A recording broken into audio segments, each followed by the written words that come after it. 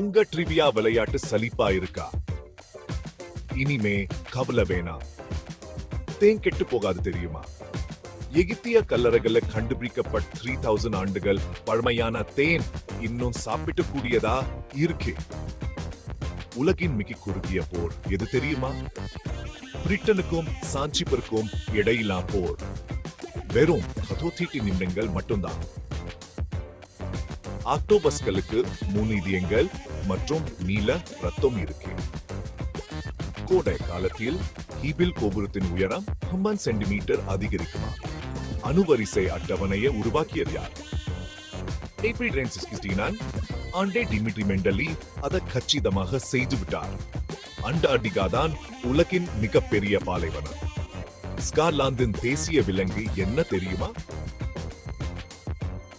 அது ஒரு யூனிகாரா. பசுக்களுக்கு நெருங்கிய நண்பர்கள் உண்டு.